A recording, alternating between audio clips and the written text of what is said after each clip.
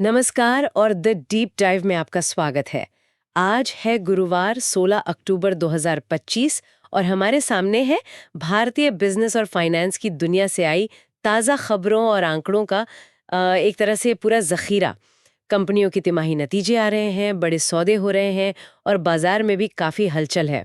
बिल्कुल। और हमारा काम है इस सारी जानकारी के ढेर से वो सबसे ज़रूरी बातें निकालना जो हमें ये समझने में मदद करें कि आज कॉर्पोरेट जगत में असल में चल क्या रहा है, कौन से ट्रेंड्स उभर रहे हैं, कहाँ मौके बन रहे हैं और कहाँ चुनौतियां हैं। आज इसी की गहराई में उतरेंगे। तो चलिए शुरू करते हैं। सबसे पहले बात करते हैं आईटी सेक्टर की, जहां दूसरी तिमाही के नतीजे आ रहे हैं। इन्फोसिस ने तो कमाल ही कर दिया। मुनाफा 13% से ज्यादा बढ़कर लगभग 7,364 करोड़ पहुंच गया। हाँ, काफी मजबूत आंकड़े हैं। ऊपर से 23 रुपए प्रति शेयर का डिविडेंड और 18,000 करोड़ का भारी भरकम शेयर बायबैक का ऐलान भी। हाँ, इन्फोसिस के आंकड़े वाकई मजबूत हैं, बाजार की उम्मीदों से भी बेहतर रहे। लेकिन दिलचस्प बात यह है कि इतने अच्छे नतीजों के बावजूद उन्होंने आने वाले साल यानी FY26 के लिए अपनी रेवेन्यू ग्रोथ की उम्मीद को थोड़ा घटाकर 2% से 3% कर दिया है। अच्छा, ये थोड़ा मतलब अजीब नहीं? हाँ, ये थोड़ा विरोधाभासी लगता है। शायद मैनेजमेंट आगे चलकर कुछ अनिश्चितता देख रहा है या फिर वे ज्यादा सतर्क रहना चाह रहे हैं। ये दिलचस्प नुक्ता है। मतलब आज का मुनाफा तो शानदार है, पर भविष्य को लेकर थोड़ी सावधानी। दूसरी तरफ विप्रो को देखें तो उनका नेट प्रॉफिट तो मामूली ही बढ़ा है, करीब 3,246 करोड़ रुपए। हाँ, बहुत मामूली बढ़त है। लेकिन उन्होंने Q2 रेवेन्यू में मामूली गिरावट के बावजूद FY26 के लिए अपना रेवेन्यू ग्रोथ गाइडेंस बढ़ाया है। ये इन्फोसिस से बिल्कुल उल्टी कहानी लग रही है। सही कहा। विप्रो शायद उन दो बड़ी डील्स पर भरोसा कर रहा है जो उन्होंने हाल ही में साइन किए हैं, जिनका कुल मूल्य $500 मिलियन से ज्यादा है। ओ हाँ, वो बड़ी डील्स। हो सकता है उन्हें लगता हो कि बड़े सौदे आने वाले समय में ग्रोथ को रफ्तार देंगे। तो एक तरफ इन्फोसिस है जो आज मजबूत है पर भविष्य को लेकर सतर्क, और दूसरी तरफ विप्रो है जिसका आज का प्रदर्शन मिला जुला है पर भविष्य को लेकर उम्मीदें ज्यादा हैं, है ना? बिल्कुल। और इसी सेक्टर में LTI माइंट्री ने भी 10% से ज्यादा रेवेन्यू ग्रोथ दिखाई है और 22 रुपए का डिविडेंड दिया है। HCL टेक ने भी 12 रुपए का डिविडेंड दिया और वो जी स्केलर के साथ मिलकर AI आधारित सुरक्षा समाधानों पर अपनी पकड़ मजबूत कर रहे हैं। लेकिन एक और पहलू है कर्मचारियों का। हाँ, ये बहुत महत्वपूर्ण है। जहां सुनने में आ रहा है कि TCS जैसी कंपनी में छटनी हो रही है और कर्मचारी नौकरी छोड़ रहे हैं, मतलब एट्रिशन रेट बढ़ रहा है। हाँ, काफी खबरें थी TCS को लेकर। वहीं इन्फोसिस, HCL टेक और विप्रो ने अपने यहाँ नौकरी छोड़ने वालों की दर यानी एट्रिशन रेट कम होने और कुल कर्मचारियों की संख्या बढ़ने की बात कही है। इन्फोसिस तो नए लोगों को लाने के लिए अपने कर्मचारियों को कैश रेफरल बोनस तक दे रही है। अच्छा। इससे लगता है कि IT सेक्टर में टैलेंट को लेकर भी अलग-अलग कंपनियों की रणनीति और स्थिति काफी भिन्न है। शायद कुछ कंपनियां खास स्किल वाले लोगों को जोड़ने पर फोकस कर रही हैं, जबकि दूसरी तरफ लागत कम करने का दबाव भी है। चलिए अब रुक करते हैं बैंकिंग सेक्टर का। यहाँ तो इंडियन ओवरसीज बैंक IOB ने धमाका ही कर दिया। नेट प्रॉफिट 58% उछलकर 1226 करोड़ हो गया। कई रिपोर्ट्स इसे बैंक का अब तक का सबसे ज्यादा मुनाफा बता रही हैं। हाँ, ये तो जबरदस्त उछाल है। Record profit. इंडियन बैंक का प्रदर्शन भी दमदार रहा। मुनाफा 11.5% बढ़कर 3,018 करोड़ हुआ। और इन दोनों बैंकों के बारे में अच्छी बात क्या है? और सबसे अच्छी बात यह है कि दोनों बैंकों ने अपनी एसेट क्वालिटी में सुधार दिखाया है। सरल शब्दों में कहें तो उनके दिए हुए लोन की गुणवत्ता बेहतर हुई है, यानी बैड लोन कम हुए हैं। ये बैंकिंग सेक्टर के स्वास्थ्य के लिए एक बहुत सकारात्मक संकेत है। ये जरूरी है। मजबूत एसेट क्वालिटी बैंकों को भविष्य में ज्यादा मजबूती से खड़े रहने में मदद करती है। लेकिन एक्सिस बैंक की कहानी थोड़ी अलग है। उनका नेट प्रॉफिट 26% गिरकर 5,090 करोड़ रुपए रहा। हाँ, गिरावट काफी है, जिसका कारण ऊंची प्रोविजनिंग बताया जा रहा है, यानी बैंक ने भविष्य में लोन खराब होने की आशंका के लिए ज्यादा पैसा अलग रखा है। पर हैरानी की बात यह है कि इस गिरावट के बावजूद बैंक का शेयर 4% चढ़ गया। ऐसा क्यों? ये वाकई दिलचस्प है। अक्सर ऐसा तब होता है जब बाजार को लगता है कि मुनाफे में गिरावट किसी अस्थायी कारण से है, जैसे कि इस मामले में प्रोविजनिंग। अच्छा, मतलब ये वन टाइम जैसा कुछ। हाँ, जिसे शायद एक बार की जरूरत समझा गया हो। निवेशकों और ब्रोकर्स ने शायद बैंक की कोर ऑपरेटिंग परफॉर्मेंस यानी उसके मुख्य बैंकिंग कारोबार के प्रदर्शन पर ज्यादा ध्यान दिया, जो उनकी उम्मीदों से बेहतर रहा होगा। इसलिए तात्कालिक मुनाफे में गिरावट के बावजूद उन्हें बैंक के भविष्य पर भरोसा दिखा। अच्छा, मतलब बाजार कभी-कभी हेडलाइन नंबर से आगे देखता है। साउथ इंडियन बैंक का प्रॉफिट 8% बढ़ा पर स्टॉक गिर गया। HDFC लाइफ का प्रॉफिट 3% बढ़ा पर शेयर वहां भी गिरा। तो बैंकिंग और फाइनेंस में भी तस्वीर मिली-जुली ही है। हाँ, लगता है निवेशक हर कंपनी को उसकी अपनी परिस्थितियों और भविष्य की संभावनाओं के आधार पर तौल रहे हैं, ना कि पूरे सेक्टर को एक ही तराजू में। अब मीडिया जगत की बात करें तो जी एंटरटेनमेंट के लिए चिंता की खबर है।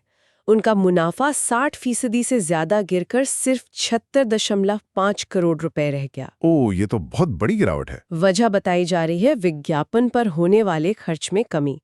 कंपनी अपने FY26 रेवेन्यू ग्रोथ के लक्ष्य को लेकर भी आश्वस्त नहीं दिख रही। ये मीडिया सेक्टर खासकर पारंपरिक टीवी बिजनेस के सामने खड़ी चुनौतियों को दिखाता है। विज्ञापनदाता अपना पैसा डिजिटल प्लेटफॉर्म्स की ओर ज्यादा लगा रहे हैं, है ना? हाँ, बिल्कुल। जिसका असर जी जैसी कंपनियों पर दिख रहा है। वहीं नेटवर्क 18 का आउटलुक सब्सक्रिप्शन और इवेंट्स से होने वाली आय के कारण थोड़ा बेहतर लग रहा है। अच्छा, उनमें थोड़ी उम्मीद है। हाँ, जो शायद उनके बिजनेस मॉडल में विविधता को दर्शाता है। डीबी कॉर्प का मुनाफा 13% बढ़ा है, जो प्रिंट मीडिया में थोड़ी राहत का संकेत हो सकता है। FMCG सेक्टर में भी एक अनोखी कहानी है नेस्ले इंडिया की। Q2 में उनका नेट प्रॉफिट 24% गिरकर 753 करोड़ रुपए रहा। प्रॉफिट गिरा, लेकिन इसके बावजूद उनकी घरेलू बिक्री रिकॉर्ड स्तर पर पहुंच गई, जिससे शेयर 52 हफ्ते के उच्चतम स्तर पर चला गया और पूरे FMCG सेक्टर में तेजी आ गई। ये कैसे हुआ? ये विरोधाभास समझने लायक है। हो सकता है कि मुनाफे में गिरावट किसी खास कारण से हो, जैसे कच्चे माल की लागत बढ़ना या कोई एक मुश्त खर्च। लेकिन रिकॉर्ड घरेलू बिक्री ये दिखाती है कि उपभोक्ताओं के बीच उनके प्रोडक्ट्स की मांग बहुत मजबूत है, खासकर फेस्टिव सीजन के आसपास। हाँ, फेस्टिव सीजन का असर। निवेशकों ने शायद इसी मजबूत मांग और ब्रांड पावर पर दांव लगाया, जिससे शेयर भागा। हालांकि इसी के साथ नेस्ले वैश्विक स्तर पर 16,000 नौकरियों की कटौती भी कर रही है। ओह, ये भी खबर है। हाँ, जो वैश्विक अर्थव्यवस्था के दबाव और ऑटोमेशन के बढ़ते प्रभाव का संकेत है। और मैन्युफैक्चरिंग और इंडस्ट्रीज में काजारिया सिरेमिक्स का नेट प्रॉफिट 58% उछला, डिविडेंड भी दिया और शेयर भी चढ़ा। हाँ, सिरेमिक्स में अच्छा प्रदर्शन। भारत बिजली का मुनाफा 50% बढ़ा। अशोक लेलैंड को तमिलनाडु सरकार से 1937 बसों का बड़ा ऑर्डर मिला है, करीब 669 करोड़ रुपए का। ये इंफ्रास्ट्रक्चर और ट्रांसपोर्ट पर बढ़ते फोकस को दिखाता है। बिल्कुल। और इटर्नल, जो पहले जोमेटो थी, उनकी कहानी भी दिलचस्प है। रेवेन्यू तो 183% बढ़ा। बाप रे! 183%। हाँ। लेकिन मुनाफा 63% गिर गया। यहाँ उनकी क्विक कॉमर्स इकाई ब्लिंकिट का प्रदर्शन बहुत शानदार रहा है। हाँ, ब्लिंकिट तो आजकल हर जगह है। ये दिखाता है कि कंपनी का फोकस अब फूड डिलीवरी के साथ साथ तेजी से सामान पहुंचाने वाले बिजनेस पर कितना बढ़ गया है, भले ही फिलहाल मुनाफे पर असर पड़ रहा हो। JSW Infra, Powermech Projects, Sunteck Realty, KEI Industries जैसी कंपनियों ने भी अच्छे नतीजे दिखाए हैं, जो इंडस्ट्रियल और इंफ्रा सेक्टर में मजबूती का संकेत देते हैं। तो नतीजों का ये दौर वाकई कई अलग-अलग कहानियां कह रहा है। अब नतीजों से हटकर कंपनियों के रणनीतिक कदमों पर नजर डालते हैं। गोदरेज इंडस्ट्रीज ने अपनी फाइनेंशियल सब्सिडरी गोदरेज कैपिटल में 409 करोड़ रुपए का निवेश करके अपनी हिस्सेदारी 91% से ज्यादा कर ली है। फाइनेंशियल सर्विसेज पर बड़ा दाव। ये उनके फाइनेंशियल सर्विसेज बिजनेस पर बढ़ते फोकस को दिखाता है। और मैट्रेस बनाने वाली कंपनी ड्यूरोफ्लेक्स IPO लाने की तैयारी में है। उन्होंने शुरुआती दस्तावेज, जिसे ड्राफ्ट रेड हेरिंग प्रोस्पेक्टस या DRHP कहते हैं, जमा कर दिए हैं। अच्छा, IPO आने वाला है। ये वो दस्तावेज होता है जिसमें कंपनी IPO लाने से पहले अपनी सारी जानकारी, जैसे बिजनेस मॉडल, फाइनेंशियल हालत और जोखिम, रेगुलेटर और निवेशकों के सामने रखती है। ऑथम इन्वेस्टमेंट भी 2450 करोड़ रुपए के प्रेफरेंस शेयर जारी कर रही है। फंडिंग की बात करें तो NBFC क्रेडेंट ग्लोबल फाइनेंस 3500 करोड़ जुटाने की योजना बना रही है, क्वालिफाइड इंस्टीट्यूशनल प्लेसमेंट यानी QIP के जरिए। QIP के जरिए। इसका मतलब है कि वो बड़े संस्थागत निवेशकों जैसे म्यूचुअल फंड या बीमा कंपनियों को नए शेयर जारी करके पैसा जुटाएगी। और फार्मा सेक्टर में बड़ी हलचल की सुगबुगाहट है। खबरें हैं कि टोरेंट फार्मा प्रतिद्वंदी कंपनी JB केमिकल्स के अधिग्रहण को फंड करने के लिए 14,000 करोड़ का बड़ा बॉन्ड इशू ला सकती है। 14,000 करोड़, ये तो बहुत बड़ा अमाउंट है। हाँ, अगर ये सौदा होता है तो ये भारतीय फार्मा सेक्टर में एक बड़ा कंसोलिडेशन होगा। फंडिंग का एक और बड़ा उदाहरण है क्विक कॉमर्स स्टार्टअप ज़ेप्टो, जिसने हाल ही में $450 मिलियन जुटाए हैं और अब उसकी वैल्यूएशन 7 बिलियन हो गई है। 7 बिलियन हाँ। ज़ेप्टो के लिए। हाँ, ये दिखाता है कि निवेशक अभी भी भारत के क्विक कॉमर्स सेक्टर पर बड़ा दांव लगा रहे हैं। अधिग्रहण और विलय की बात चली है तो डॉक्टर रेड्डीज ने एक बायोफार्मास्यूटिकल फर्म को खरीदा है, हालांकि नाम नहीं बताया। मैंगलोर केमिकल्स का पैरादीप फॉस्फेट्स में विलय पूरा हो गया है और एनसीएलटी ने मेडिनोवा डायग्नोस्टिक के विजया डायग्नोस्टिक सेंटर में विलय को मंजूरी दे दी है। ये सब क्या संकेत देते हैं? ये गतिविधियां अलग अलग सेक्टर्स में कंसोलिडेशन यानी एकीकरण के ट्रेंड को दर्शाती हैं। कंपनियां या तो अपना आकार बढ़ाने के लिए या नई क्षमताओं को हासिल करने के लिए या फिर बाजार में अपनी स्थिति मजबूत करने के लिए अधिग्रहण और विलय कर रही हैं। फार्मा, केमिकल्स, डायग्नोस्टिक्स, सब जगह ये हो रहा है। पार्टनरशिप्स भी खूब हो रही हैं। सेंट्रल बैंक ऑफ इंडिया ने गोदरेज हाउसिंग फाइनेंस के साथ मिलकर होम लोन देने के लिए को लेंडिंग पार्टनरशिप की है। अच्छा, को लेंडिंग। इसमें बैंक और एनबीएफसी मिलकर लोन देते हैं और जोखिम भी बांटते हैं। टॉमस कुक वरिष्ठ नागरिकों के यात्रा बाजार पर फोकस करने के लिए जेंस लाइफ के साथ आई है। हाँ, और जैसा हमने पहले कहा, HCL टेक ने Zscaler के साथ, बजाज इलेक्ट्रिकल्स ने IIT बॉम्बे के साथ और डिफेंस सेक्टर में BML ने किनेको के साथ हाथ मिलाया है। ये पार्टनरशिप दिखाती हैं कि कंपनियां अब अकेले चलने के बजाय तालमेल बिठाकर नई टेक्नोलॉजी, नए बाजार या नए ग्राहक वर्ग तक पहुंचना जा रही हैं। विस्तार की बात करें तो स्पाइस जेट फेस्टिव सीजन में बिहार के लिए उड़ानें बढ़ा रही है। स्विगी, इंस्टामार्ट धनतेरस पर सोना चांदी डिलीवर कर रही है।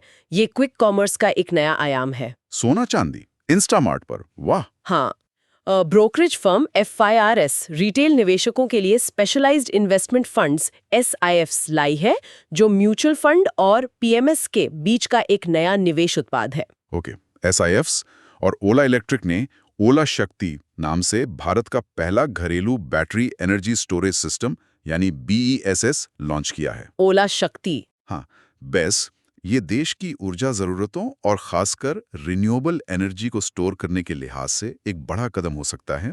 श्याम मेटालिक्स ने पश्चिम बंगाल में नया प्लांट शुरू किया है और 2021 तक 400 बिलियन रुपए रेवेन्यू का महत्वाकांक्षी लक्ष्य रखा है। अशोक लेलैंड ने भी नया बस चेसीज लॉन्च किया है। ये सब तो सकारात्मक खबरें हैं, लेकिन नौकरियों के मोर्चे पर कुछ चिंताजनक संकेत भी मिल रहे हैं, जैसा आपने नेस्ले के संदर्भ में कहा था। बिल्कुल, नेस्ले के अलावा TCS करीब 18,000 पद।